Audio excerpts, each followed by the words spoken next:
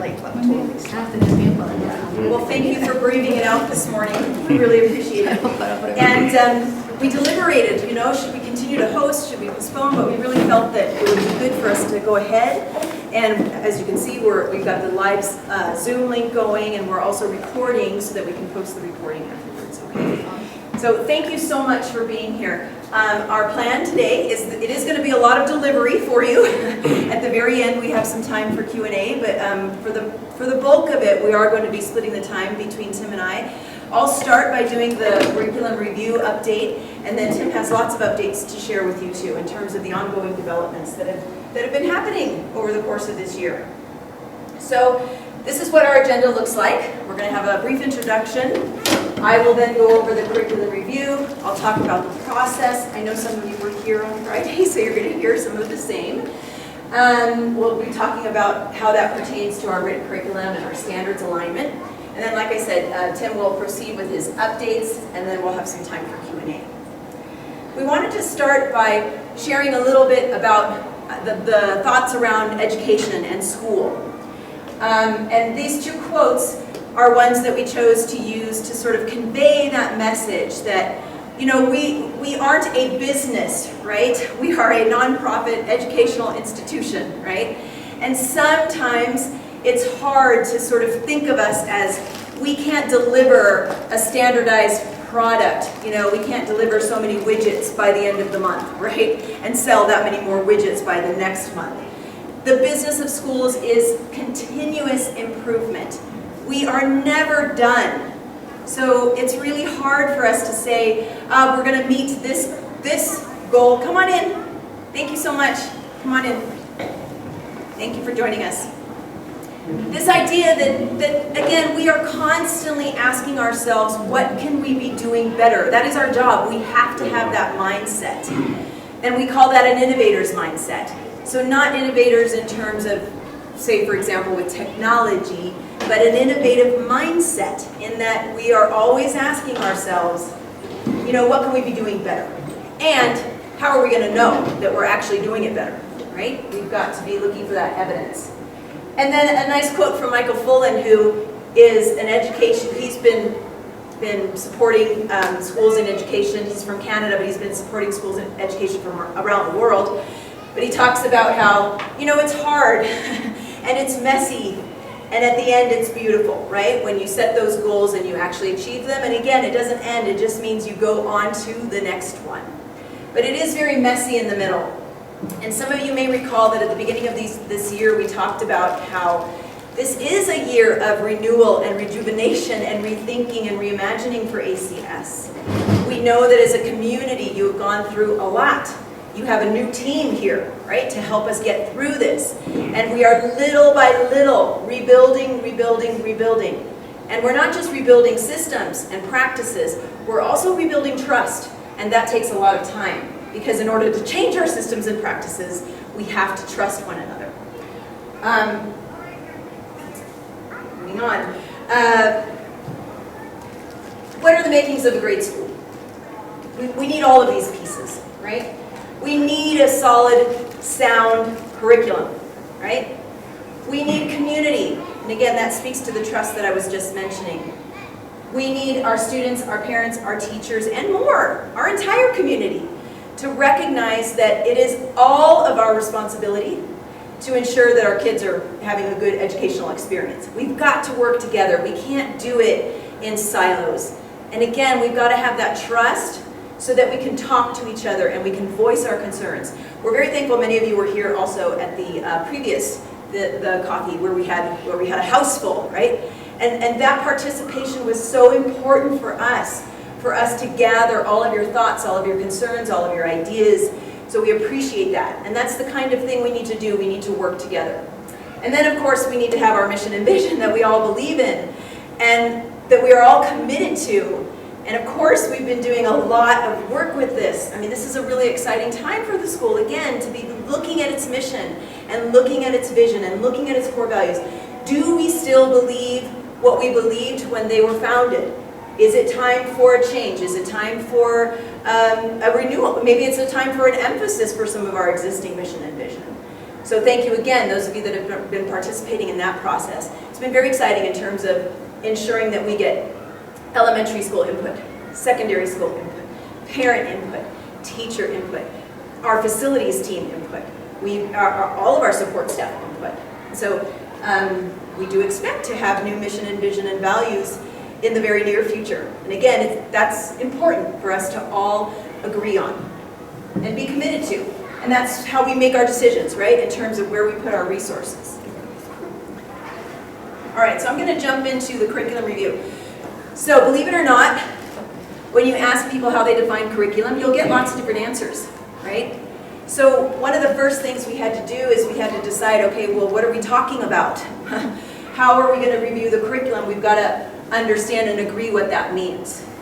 And we as a school realized that really it's about the entire experience of our learners from start to finish, right?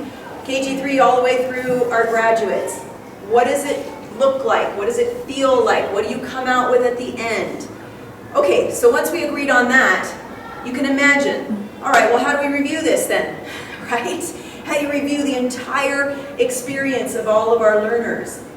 And what we realized is, okay, well, in order to do that, we've got to divide it up. We've got to organize ourselves, okay? So we've got to start by looking at our written curriculum. What is it that we have documented? What is it we say we're teaching, okay? We've got to look and see, does it align all the way, KG3, again, to grade 12. We need to see those through lines. We should be able to tell a story of what our kids are learning all the way through their education here at ACS. So, many years ago, at least 10 years ago, in certain areas, our school selected certain standards, okay? Well, what happens often along the way, if you don't have someone who is dedicated to this work and leading this work, it's easy for those standards to kind of not be at the forefront, okay? So what we're doing now is we're reminding all of our teachers that we have selected standards, we have adopted standards that we agree on from which we build our program. Okay, so for math and English language arts, for example, we use the Common Core State Standards as our guide. Okay, for science, we use NGSS, Next Generation Science Standards. For the arts, National Core Arts. For PE, SHAPE. For technology, ISTE. So we have these sets of standards that have been externally produced, right? And those are regularly reviewed as well, okay? So we look at those and we make sure, okay, this is the set of standards we're going to base our programs on. And then the realization is, wow, if we wanted to teach to all of these standards with fidelity, your children would have to be here 24/7, right? Plus. It's a lot. And so the next step is us looking at them with a critical eye and saying, which of these standards do we consider critical, vital, fundamental, of absolute most importance that we cannot skip, miss, right? So you can imagine this process takes time, okay? After selecting those priority standards and critical areas, then our teachers go back and look at their programs, their instructional practices, their lesson plans, right? They're making changes based on those agreements we've made. And based on those agreements, we may realize, whoa, we don't have the right resources. We're going to have to invest in some resources if we really want to teach to these standards and make sure our children actually know, understand, and are able to do. So that's what we talk about. We talk about they've got to have knowledge, they've got to have understanding, which means they can transfer their learning into all kinds of other areas. And it means they have skills, right? Things they are able to do. All right? We're also going to be reviewing in depth our approaches to learning, understanding how students learn, right? What we know about that, what research tells us about that. We know that our children that are in school now are different from when we were children in school. Okay, that's human evolution, that's what happens, right? Societal changes, impacts, etc. So we look at that. And then we look at course of approaches to teaching. Well, how best do I deliver then? Maybe I need to change the way I've designed my lesson. Maybe it's no longer me lecturing for 50 minutes, maybe, right? Maybe I have to design learning experiences that are more interactive, that are more engaging. We know that knowledge is constructed socially, okay? So that means we need our students talking to one another, right? As they're talking, they're thinking, okay? So those are the kinds of things we look at. So you might be thinking, well, wait a minute, how do you separate all of these? Of course they all blend into one another. Of course they do. It's complex. But as I said at the beginning, we've got to start somewhere and then move into different areas so that we get all pieces of the puzzle working beautifully together, okay? So that's what our process looks like. And the bulk of what we've been working on is the written curriculum. I will say again, though, I want to emphasize, it doesn't mean we're not talking about approaches to teaching and approaches to learning and approaches to teaching. We are, but we're going to do a much deeper dive next year into these other two areas. Okay, so I just wanted to make that clear that that's what we're starting with, is the written curriculum. If we don't know what we're teaching, you know, how are we going to understand the how and the what? We've got to know what we're teaching first. Okay? Okay, so I won't spend too much time on this, but I just wanted you to know that we have a step-by-step plan to review the curriculum. So the first thing we had to do was we had to establish criteria. Well, okay, we're going to look at our written curriculum. What does our written curriculum need to look like? What's the checklist? What are the indicators that it has to have? And then we're doing an analysis. Okay, well, what does that look like now? Are we already doing those standards? Are we missing these standards? What does it look like? We've got our teams. In elementary, you heard, if you were here on Friday, you heard from Eric about all of his various teams. In the secondary, those teams are very natural because it's based on the subjects they teach, right? So they are automatically on those teams. Right now, we're in this process. We are developing and implementing action plans, okay, for each of the subject areas. And then, of course, well, we make these changes, we better have a way to evaluate, did they work, right? So that's the next step, is to evaluate, okay, are they working? But of course, we have to give it time for the implementation to take place. But I wanted to just show you the criteria we developed. So basically, every teacher has to analyze their written curriculum around all 10 criteria, okay? We've got this in a database, okay? Everybody is documenting. Teachers that teach the same class are working together to ensure that we all agree about where we are and what are the priority levels. So you can imagine, okay, I've got, oh my gosh, that's a lot of criteria. So the next step after that is, okay teams, let's prioritize. I want you to choose the top 3. What are the top 3 that you can focus on and accomplish by the end of this school year, okay? And for some of them, it literally is, I'm missing one of these units being documented in our curriculum management system, which we have, which is called Atlas. You might have heard of Atlas before. And they're realizing, oh, my Atlas unit isn't up to date. And that's, as you know, we went through a disruption, a huge disruption with the pandemic. And through that, some of these systems, because we had to simply, modify and survive, right? Some of these systems didn't stay in place. And so we're going back and we're making sure all of this is in place. You can imagine, again, if you think through this, how long this process takes. It does take time. I just want, yes? Sorry, can we ask questions now? Well, is it really pertinent to what we just showed you? Yeah. Yes, great, okay. So I would like to know, in the previous slide, Yes. you were talking about kind of what is the process that you're going through. Yes. But I would like to know exactly, do you have like a baseline, or are you just putting together a baseline, and are you putting together like measurements so you can just do that, or is the process just to go to a baseline?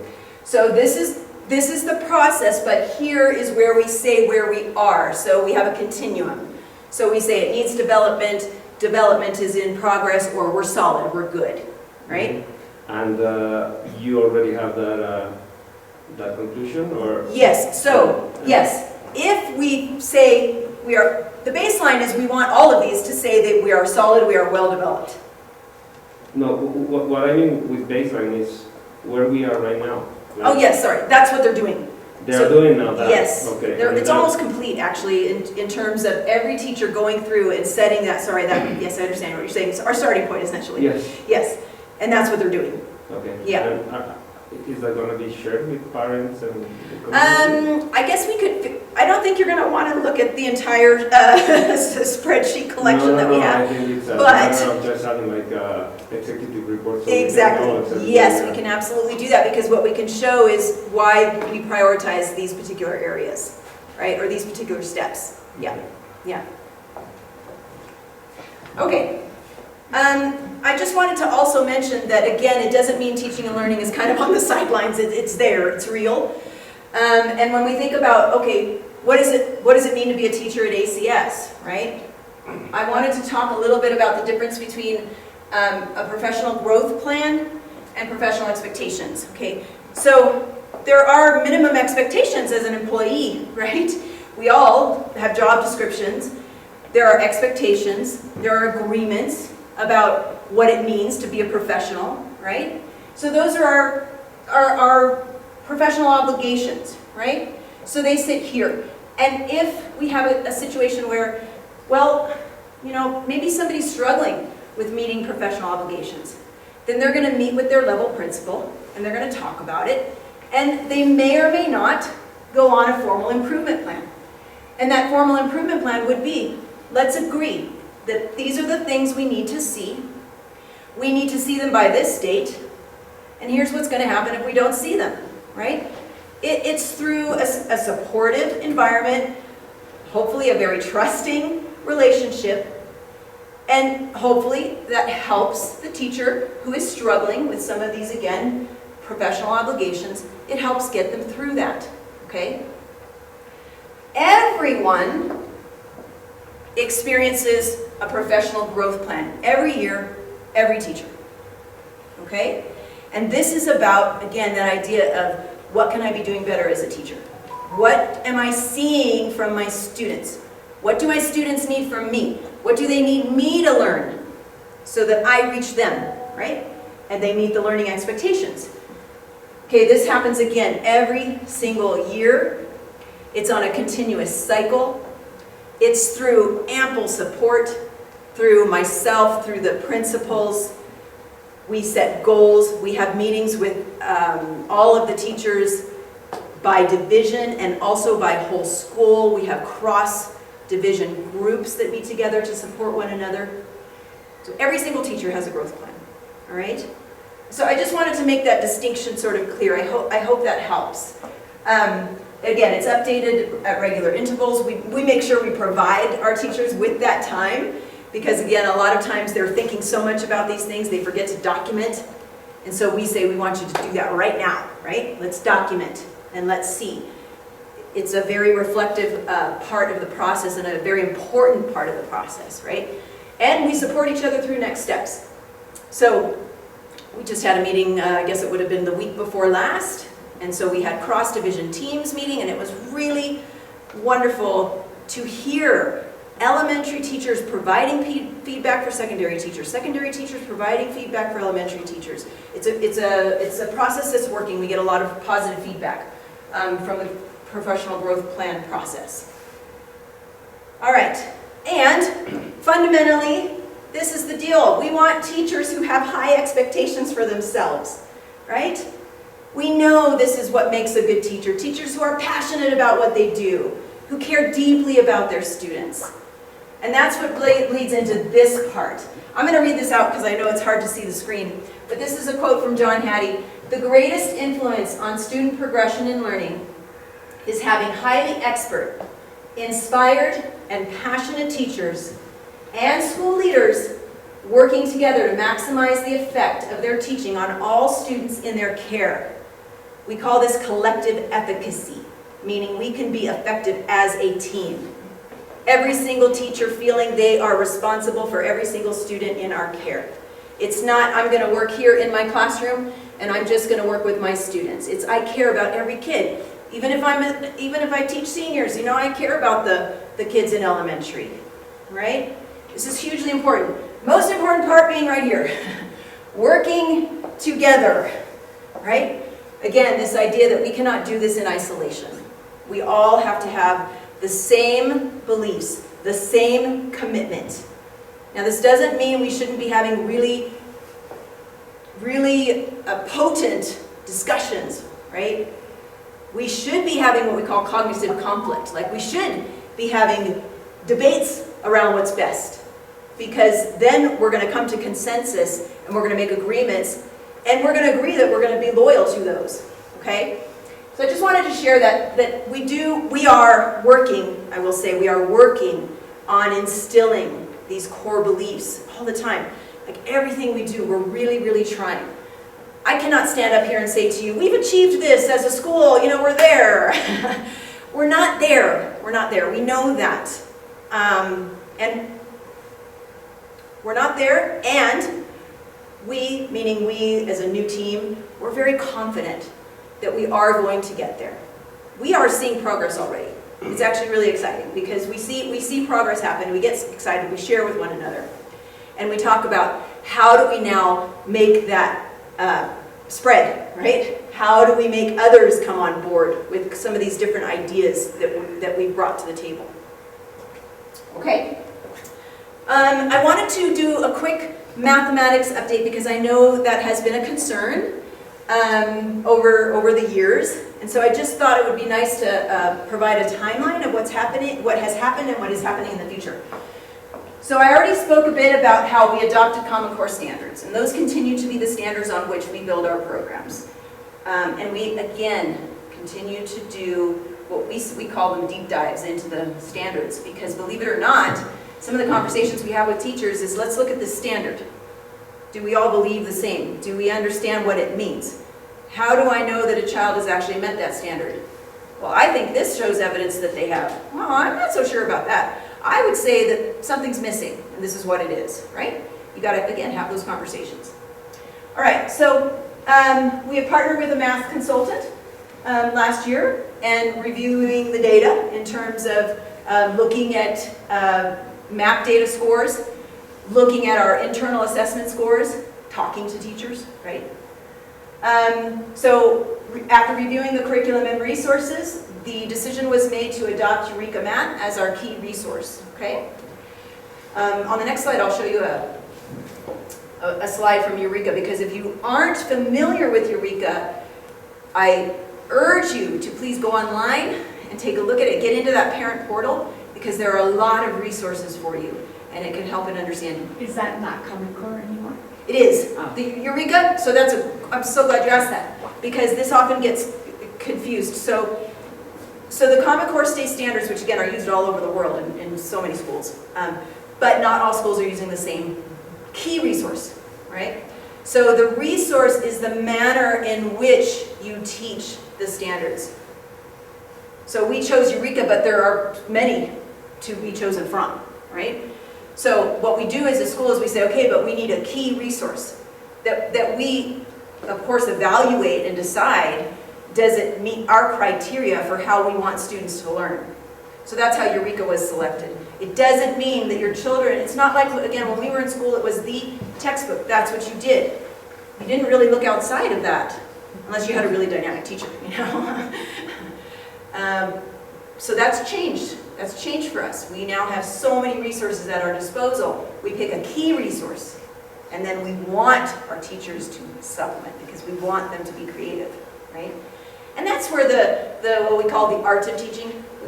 We say we've got the science of teaching, then we've got the art of teaching. We have to let our teachers show some of their own autonomy, again, their passion, their excitement.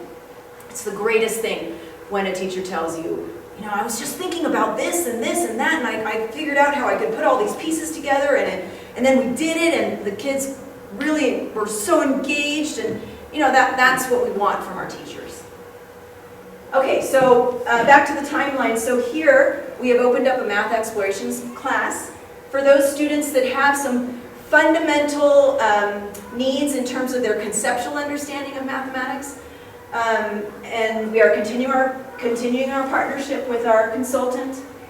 We are, the restructuring really pertains more to our high school program, but also impacts our grade 8 in particular. This is a huge undertaking, okay, in terms of restructuring the math, because we are shifting from our discrete mathematics classes to an integrated math approach, okay?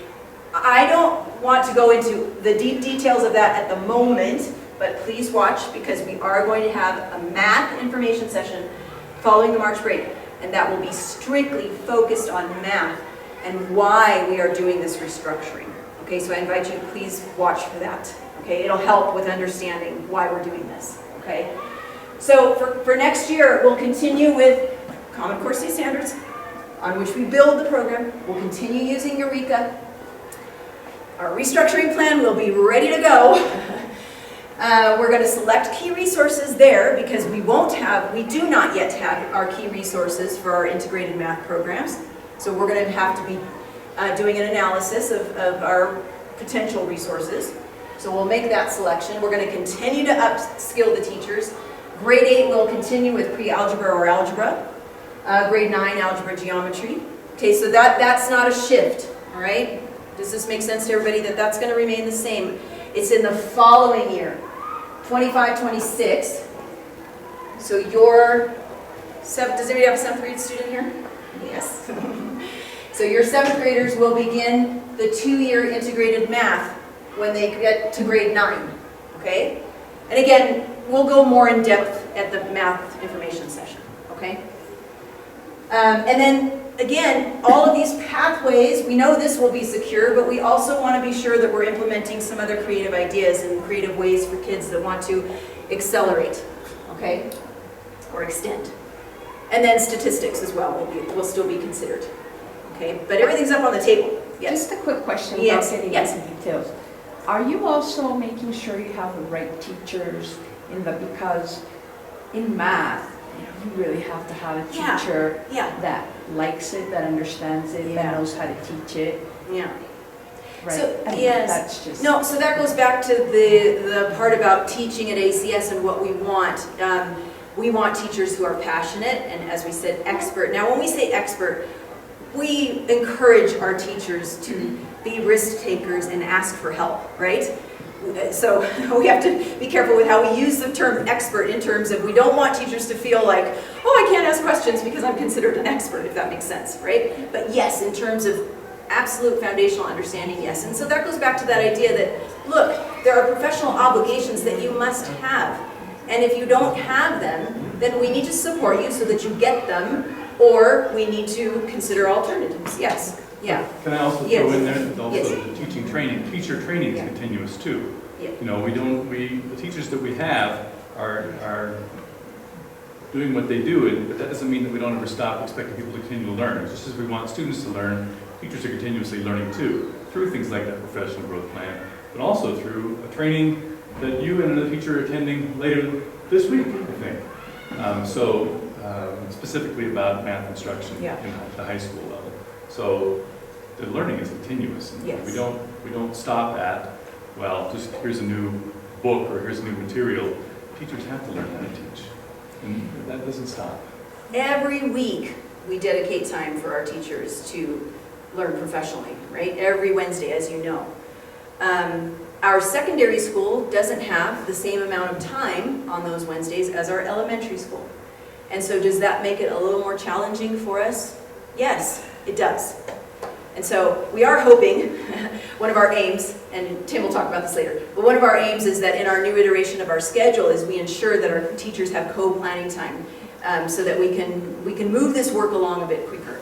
But yes, every Wednesday is dedicated to, it's not just business meetings, right? It's actually professional development sessions. Just one question. These changes are going to impact kids from 7th grade, this 7th grade year, or since when? Yes, yes, because your 7th graders are here now, right? So next year, the program doesn't change in terms of the offerings. The following year it does. In terms of the content, it does. In terms of the content. In terms of training. This teacher that we just talked about is a high school teacher, so although you don't see a change in the structure of the program at high school, the teacher training is changing. So we're continuing to train teachers who teach math better. It's all the curriculum. The resources being used is not changing, but the teacher training is changing. Actually, the resource will change in terms of, the Common Core State Standards will not change, but the key resource, so the equivalent of Eureka, we don't yet have that for our integrated math. That's where we're working with our consultant to help us to figure out what our key resource should be. Yeah, I just wanted to be really clear that in that 8th grade, it is changing in the sense that we are following the standards with fidelity now, which is different from what has happened in the past. Yes. And so, just like in 7th grade, we are now following the standards with fidelity, we are doing that with 8th grade in the next year. So you will see changes from what had been done in the past. We are using Eureka as the core resource, but we are following those Common Core state standards. The sense in which it hasn't changed is we really adopted those standards 10 years ago, but we are following them with fidelity, at this, and we have a real emphasis, and we've been preparing all this year to be able to do that next year with 8th grade. To make sure I understand the content, 2024, 2025, the same content but with a deeper knowledge. Yes. And then 2025, the content will change? It's the same content, it's the order in which it is taught and how it is taught. Very good clarifying question, thank you. And I should say, I should say also, the emphasis, the Common Core state standards really changed the emphasis in different places on in the mathematics curriculum. Since the late 1800s, the U.S. had this geometry-algebra sequence that spent a whole lot of time in geometry, and there was a lot of places where it didn't match up with the modern needs of students. And so actually starting in the late 1990s, going into the early 2000s and all the way up till more recently, they redid that entire thing, and that work is what the Common Core standards represent. And so there will be some changes in emphasis, but still algebra and geometry are part of it. Yes. But it is a modern a modern interpretation of that, brought with influences from all of the countries that actually started back when the TIMSS test happened in the 90s. That then the countries that did very, very well in that, lots of ideas were pulled from those countries, from Singapore, from Finland, from South Korea. There's a number of places that were doing very, very well on that. All of those Common Core standards were designed and included the best practices from around the world, as well as it was a combination of education experts, but psychologists as well, and mathematicians, and people from all different areas, and also the business community on what kids really needed. So while algebra and geometry are still in there, it is focusing on what we know that our students need going forward. So it will look different. Sorry, I think it was. Yes. No, I think this is great just to know exactly what's going to happen in the upcoming years, and I think this is going to help you out a lot in the meeting that you're going to have after the March break. And I think it's great that we are in the process of being aligned to the standards that we need to be aligned. Something that is very important for parents in Bolivia, at least in this type of countries, is to show them exactly what I was saying in my previous question. Like, what was the conclusion of the math consultant that came here, and what did the consultant see in this environment? Like, are we up to standards? Are we below? How below we are? Or are we up? Or great? That's great. So, but that's something that you need to show people here. Yeah. And our math consultant will be the one presenting this, so we'll make sure that all of those details are included. Yeah, and I think that's extremely important for people in Bolivia, at least in Bolivia and countries around here, because you are thinking always about like, okay, how good my kid is in math, and it's specifically in math. Like other areas are very important too, but for people in Bolivia, that's very important. Okay. We came back from Rwanda, which is like, it's completely different way of life, but it's very similar in terms of where we are here and how people think. They are always thinking about like how good in math is my kid. So that's something that you should include in your process. I had a question. Two things. Are you including here like how they're going to learn? Because something we've seen in our class in 7th. There's different levels. And I mean, you have people who have in math a 1.7, and you have people who have and the kids are being, first, the ones that are having a tough time, especially because of pandemic, they're behind, so they're pulling everybody behind, but also it's not good for them because the teacher can't bring them up. And there isn't, even in class, I mean, without even saying go, because I'm not in agreement that a 7th grader should be in 11th grade to be in the same level, because socially that's not good either. But in the class, there should be some sort of differentiation of levels, or doing special classes so the others catch up, because it's not fair. It's getting worse and worse and worse.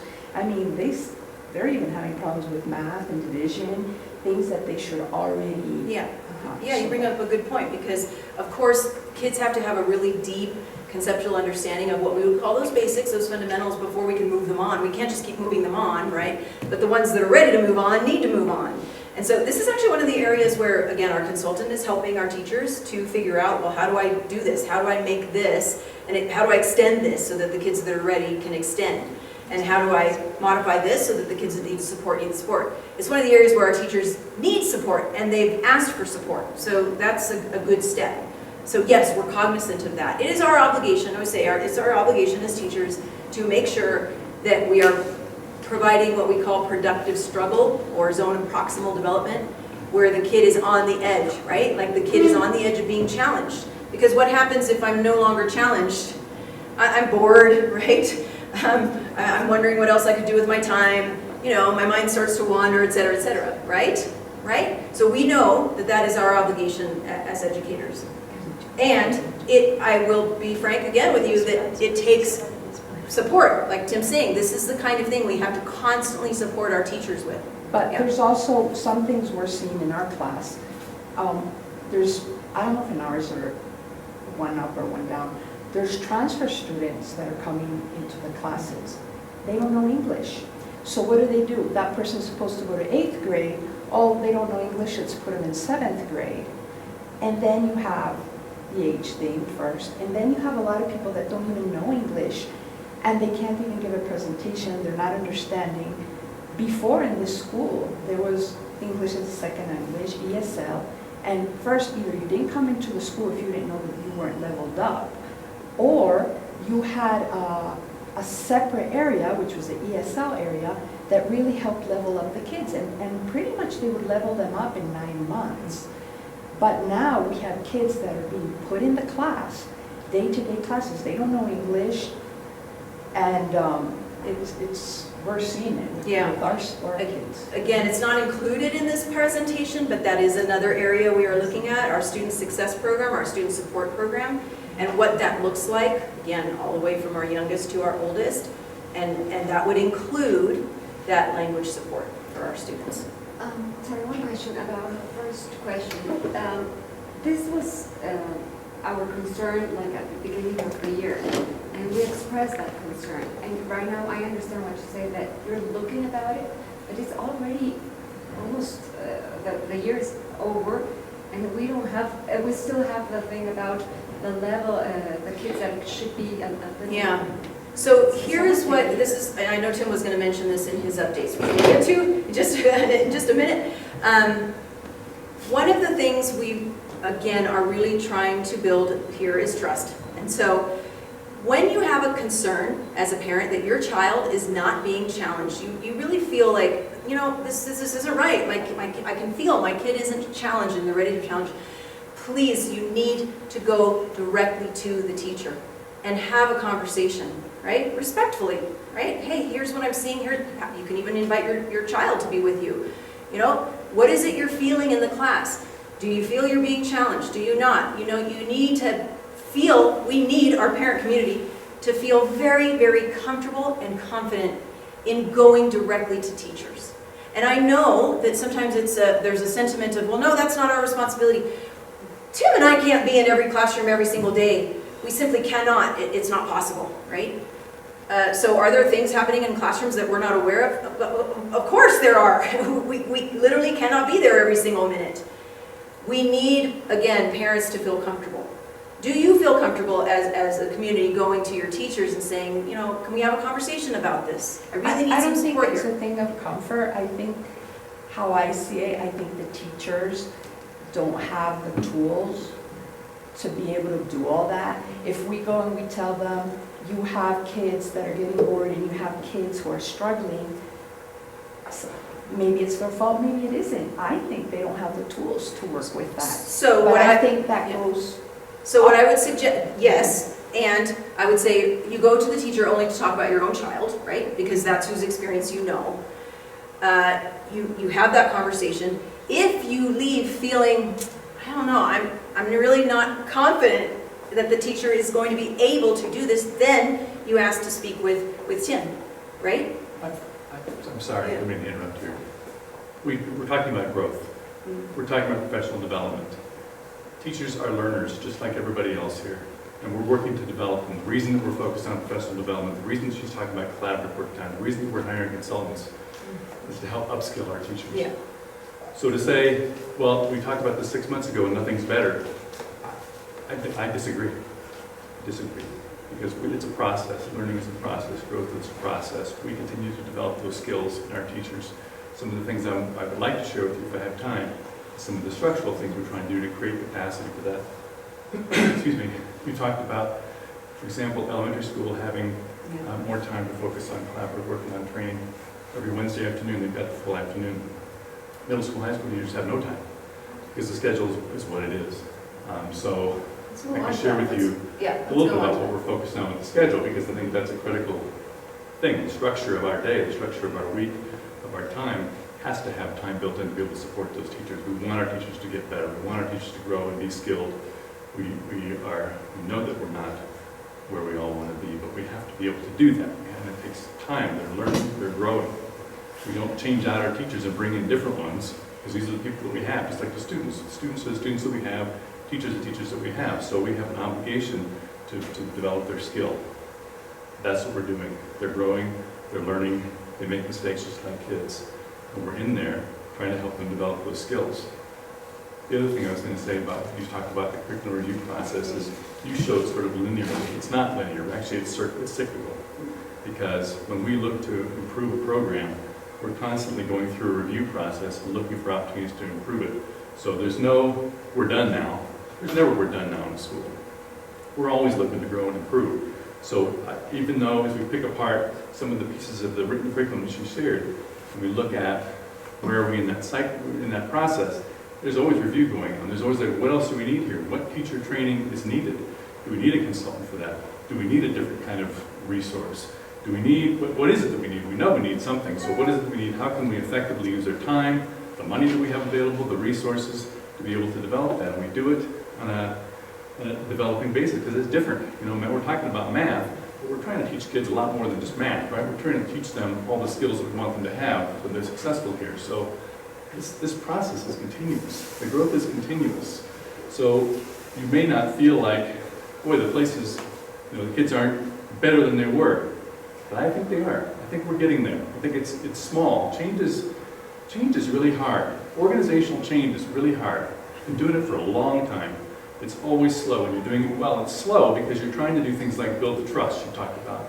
Learning is about relationships. It's not about having the right textbook or about having the right, even the right structure. There has to be structure behind it, but the learning is about the relationships, it's about the connections. So the time that it takes to develop those relationships, to build those connections, to help people understand how better to reach our kids, to differentiate, to look at what this specific student needs, to how to incorporate new learning, new resources, new curricular structures.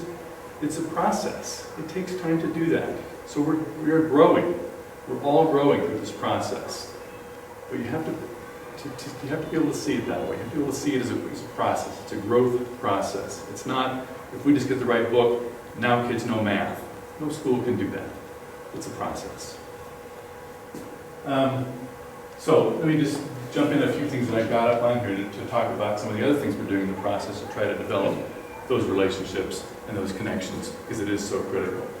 I think you may have just received, did you receive a message about Class Dojo? Did you get a message about that? Okay, so that's not something that's typically used in middle school or high school. It's typically an elementary school model approach. However, what I learned not long ago is that I write a blog every week providing updates about what's going on. And that's sent out in the weekly email that goes out from Dr. Krause. I learned that almost no one sees that. It's in your email box, but I learned that most people don't see it. So that's the way it is. So we're looking at different structures to be able to communicate out. So this Class Dojo we added just for the purpose of being able to send that information out in another format. If you want to get information on your phone, then we'll send it to your phone. And we send it that way with that app. We're working on a different kind of app that may roll out next year. Technology is always bumpy, right? So we're going to kind of experiment with this. But this is an interim measure, so I'm still going to email out my blog. You can read it or not. But we'll also send this stuff out in Class Dojo so that you can receive that kind of information that way too. Because I want you to stay updated. I want you to know what we're working on. And I'm writing it. So still read it whether you want to or not. But that's why we're doing that. So it's an interim measure, try to get information out in another way.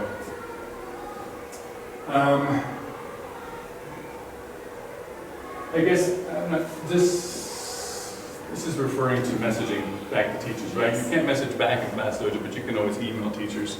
I guess the expectation here is that we're saying that if you email us, that we will try to, our goal is to communicate back within 24 hours on a school day, not over the weekend, but the next business day, by the next business day, that's all that is. Let's talk a little bit more about this. So, let me back up a little bit. One of the reasons that we're meeting now as a middle school group is because middle school has special needs. And one of the things that I walked into here, which happens in other schools too, is a very secondary school kind of model that is focused on what high school needs. My background is with middle school. I've been working in high school for a long time too, but I'm really old. So I've been doing this kind of stuff for a long time. So more recently with high school, my passion has always been middle school because I know that middle school students have unique needs, unique interests, unique developmental qualities. They're just different. They're not little high school kids. They're different. They're different people. They're in that middle spot. And what's best for them is different than what's best for elementary students and what's best for high school. So even though my role is to oversee both middle school and high school, one of my goals, although we're never going to be completely separate schools, is to try to develop more of a middle school program. So it will still blend in the schedule, we'll still have to share teachers, we obviously still share space, but the idea behind coming together as a middle school is to look at those specific needs. So in the schedule, I'm hoping to be able to start to split apart a little bit more what middle school and high school look like. So middle school students will have a more unique experience. For example, one of the things we started doing was we just added a couple of months ago monthly assemblies, monthly class meetings, really, in the theater. And when I came, every time we met, it was always middle school and high school together, no more. For this purpose, we're going to meet with just middle school and then just high school, again, because the needs are different, because they need to have their own community. They need to have their own sense of belonging in their school. So that's one effort that I'm making to start to work with them separately. I just met with the middle school leadership team last week to start talking about those assemblies. In the high school assemblies, I have had the Stuco block, the senior class kind of group of leaders running those assemblies. Middle school, we're going to do the same thing. So I'm going to get those kids. In fact, it was funny, I was at this meeting and with the middle school kids, and somebody asked, should we invite the high school leaders in to help us figure out how to do this? And the kids were adamant. I said, no, do not bring in the high school kids. I said, hooray, good for you. I said, so let me help you. I'll be there with you to help you do this process and get you up there running your own program. So that was a great experience, honestly. That's what I want. I want to see our middle school kids be middle school kids, not mini high school kids. So that's one piece of that. But in the schedule then, so that's one thing, is trying to differentiate between middle school and high school as much as possible. Another key component, as Ann was talking about, collaborative time. We know that the growth, that a key part of that growth for teachers in the program is to make sure the teachers have the time for training and for working together through all this kind of stuff. Not having that time built into the schedule at all doesn't work. Schools don't do that anymore. Schools now start to find time during the school day for teachers to have that kind of training. So the schedule will now, I don't know what it's going to look like yet. We've got a committee working on it. We've met 3 or 4 times already, pouring through all the different kinds of things that we really want to be able to do, because it's complicated, as you can imagine. There's a lot of things we want. But finding some time, probably through some sort of earlier release day. I don't know how often, I don't know when, but some time building the schedule so teachers have that time. They need it. It's critical for the growth. If we want teachers to grow, we have to find that time in the schedule for them to do it. So we'll do that. Another piece of that is effective schools are also making their schedules more flexible. The structure where you just go from one class to one class to one class to one class throughout the week is also does not meet kids' needs. There has to be content time. There has to be time for students to be working with teachers around content and engaging in it together. But there also has to be time for kids to be able to get what they need. And if we want to empower kids to start to take their own responsibility for their own learning and not just wait to be told what to do, then we have to build in that time for them as well. So secondary schedules all over the place are starting to build in sometimes it's just called flex time. It's a time that students start to make choices about what works for them. And it looks different in every school. Some schools do it kind of one time a week for maybe an hour or two. Some schools do it every day for maybe a half hour, but it's an unstructured time where students choose what they're going to do. They may choose to go, they have to go somewhere, they have to choose something. But they choose, for example, which teacher they're going to spend time with. If there's somebody who, you know, I'm doing really well in all my content areas, but in my English class I'm really struggling, I need some extra help with this writing assignment, then on that flex day they choose to go spend that time with that English teacher.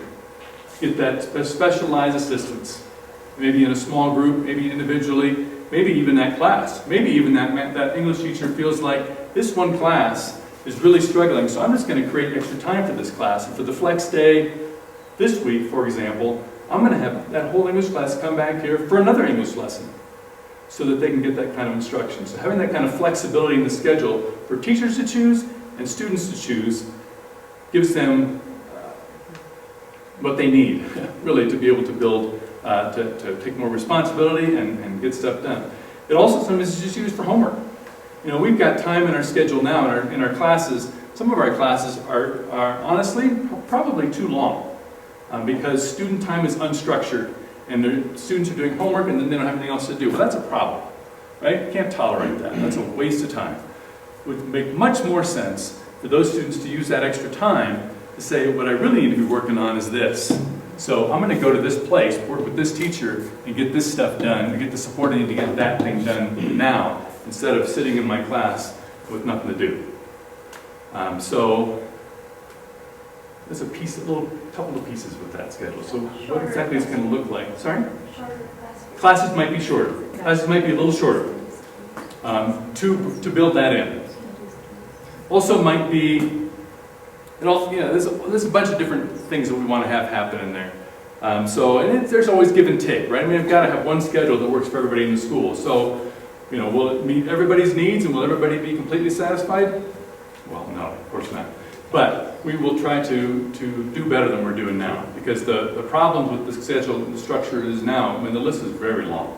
It's a long list of problems with the structure that we have now in our schedule. So anyway, just want you to know we're spending time working on that. I have one. Yeah. The early release, one thing I saw when our kids were in elementary, it's really hard when they have activities after school. Yeah. Because they get released and people work and people are all over the place. You have to pick up your kid, do something with them for 2 hours, and then bring them back. Yeah. Like our kids have like basketball at 5, and we already have trouble, so we're going to do 2 hours with the kids. Oh, I would love them to go to the library and do homework, but the library is always closed. So just to think that's a little complicated. Yeah. Like if you did it on Friday, that I know nobody likes to do it on Friday, we can pick up our kids, we don't need to bring them back, because usually they don't have activities on Friday. But that's just a problem. Yeah, good. Thanks. Yeah, appreciate that. Yeah. Let's jump through. We're out of time, so let me just jump through a few more things here. Staffing. So, looking at, I don't know if you've heard about this role yet, this Dean of Students. We're looking for, we're in the process of hiring. There's a couple of teachers moving on next year, not very many, but we're looking at staffing now and trying to, of course, as always, try to find the best qualified teachers and people that can come and meet our needs. But we also know how complex our students' needs are. And trying to meet those needs, the way we're currently staffed, it's tough. We can't get the time in to be able to support the kids. So there's a teacher that is coming in to teach in August, but who's here now. His name is Ignacio Diaz, and he'll be teaching in high school mostly, I think, in social studies mostly. But he's also somebody who has a unique set of skills. He's a person who who's lived in La Paz for a while. He left for a while, just came back. He's had some administrative leadership experience, and a lot of teaching experience, and a lot of experience working with kids. So we were able to work out, for the short term, a temporary, part-time Dean of Students position. What that means is that he comes in now, he's just started last week, I think, part of every day to provide additional student support. So when students have needs, whether it's around conflict with each other or challenges in classes or just kind of trying to sort things out, they go to Carolina Blanco, they come to me, but we're pretty swamped with all the needs. We have a lot of kids and they have a lot of needs. So Ignacio is one more resource now where students can go and get support from him, or teachers can send them to him and they get some support from him too. So you may hear from him, you may see him around. Again, he's only here for part of the day right now. He's one more resource we've got. Go if they get in trouble? They could. Because that's what all the kids are talking about now. That there's a guy at school that's where you go when you get in trouble. Could be. Or, I don't Could be. Kids also go to Carolina Blanco, they also go to me, they also go to their teacher. We were all kind of sharing, providing that kind of support. And trouble, I mean, when a kid's in trouble, they need support. They need some help. And so he's part of the team of people that are going to work to help provide that kind of support and help kids through that trouble. Yeah. So anyway, I'm excited that he's able to join us because, as I said, the need is great. We want to support our kids. Talked about that. You probably know about this. 7th grade group of boys eats at my office for lunch every single day. These boys crack me up. It wasn't even intentional. It was a group of boys. This happened back in, I don't know, October maybe. It was a group of boys sitting out in front of the theater eating lunch. 7th grade boys guess what they were doing? Eating lunch. They're just eating lunch, right? But they're out in this part of the community here. And so it was challenging for the elementary group to kind of see this group of 7th grade boys. Who are 7th grade boys, right? You think they're sitting quietly, like with their hands in their laps? Of course not. Right? They're bouncing all over the place. That was a struggle for them. We have limited spaces for lunch. It's hard to find a good place to eat here, particularly when I've got 275 kids all trying to find a place all at the same time. So in talking to those boys, I said, look, I can see that you're doing nothing but eating lunch here, but it's a challenge for this group, so you're going to have to figure something else out. And then that didn't really work. So I said, you're going to have to find somewhere else to eat. And they, we kind of talked about it, couldn't figure anything else. And I said, I don't know, eat in my office.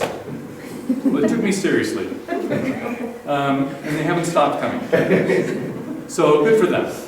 Except for a little bit of food on the floor, they come every day. So that's all. Nobody's forcing them to do it. I'm surprised they're still coming, honestly, but they do.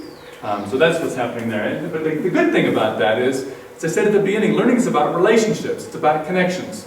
So every opportunity we have to build connections with students is a good thing, right? So it doesn't matter why, it doesn't matter how they got there, but the fact that I'm able to influence that particular group of boys through building a connection, through building relationships, is a good thing.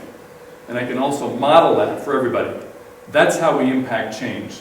That's how we help kids that are in trouble. By building connections, by building relationships, by being there for the kids.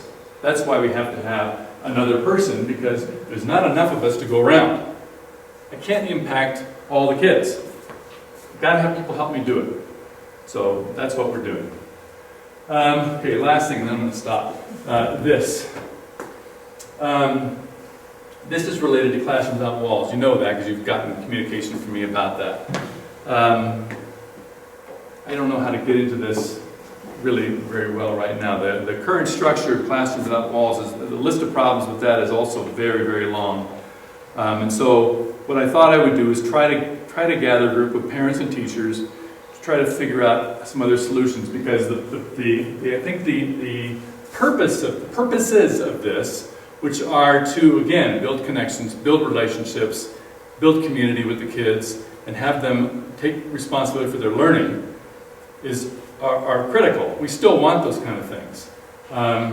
The challenges of travel, of finding adequate supervision, of satisfying everybody in terms of hotels, satisfying everybody in terms of cost, satisfying everybody in terms of roommates, those are huge barriers that prevent us from getting to the purpose of this. So I convened a group of people. We've only met once so far. I'm going to try to meet again with them next week and see if we can start to think differently about how to give kids what they need, how to be there for them, how to build those connections and relationships, while not spending a bunch of time debating about hotel rooms and restaurants and roommates and honestly finding enough teachers to be able to provide the kind of supervision that's needed for that, because they aren't available. Many of our teachers are not available to go away for the week. Anyway, the problems are enormous. So trying to be open, trying to get people to help be open-minded, to think about where can this go, and that's what the purpose of that is too. So a couple of you are in those groups now. We're meeting in next week and kind of keep playing with that. Okay, I think I kind of hit everything. Thank you It's so a much. lot. Pretty busy, right? It's a pretty busy job. So a lot of things we're working on. Just go back to the beginning. Is everything gonna? Do we expect to have this all fixed this year? No. It's a continuous process. We're here every day, working to make sure that the kids' experience is improving, and we're committed to that. Sorry, very quick. When you started just talking about all these ongoing developments, I think under communication you were talking about having like Class Dojo, having like being kind of like one of the tools just to push all this information out. I think you're going to push the information out, like the blog, the link. You're not going to have like a lot of success there. I think the school overall needs to send something that is very specific to parents. At least in my case, and I know a lot of people do not have the time just to go through a blog like every week, or we do not, like, to tell the truth. Now, as you know, times have changed, and we need just to have something very specific, like these are the things that you need to look, a couple of slides, that's it, because we don't look at it. And you can see here, we have like 8 families here, out of how many? Like, and that's also a worry for me, because I don't see the participation of other parents. Usually what we do in my family is either my wife is here, who would be asking a lot of questions, or me, who asking a lot of questions. But I think it's a matter of just having something that is more specific, to the point, and also just to bring some, I don't know, something that brings attention to the parents in order for them to come here, because this is very important information. I didn't know anything about the math meeting. Like, if we start just communicating that, I think people are going to be just more interested in coming here and just looking at everything that you're saying. And all the rumors that go around, it's like because of that, because we don't have enough information. We don't have like what are the baselines, what we were talking about. Like, we need to know, like, if we have that information, we will be like, oh yeah, we're below the average. Let's go and see what's happening. Because if not, it's like someone saying like, we are below the average and we are just doing poorly. Like against San Andreas or El Alemán, we are like really bad. And then everyone is like, yeah, we're talking we are really bad. Like, our kids are not gonna go to school, like to university. That's the mind here. So we need just to be very active in this area. And I'm working on this in Tennis Club La Paz, and we have the same issue. It's everything around communication in this culture. Like, culturally, Bolivia is one of those places that if a rumor starts, it spreads very fast, and then they distort it completely. So it's a matter of just being very specific on what you want to say, and just have people here to come and ask you questions, because that's what we are for, you know. We recognize definitely that we could be better at communication, and so hopefully moving forward, you'll see that. Well, here's something you might like. This is a step in that direction. Yeah, I know.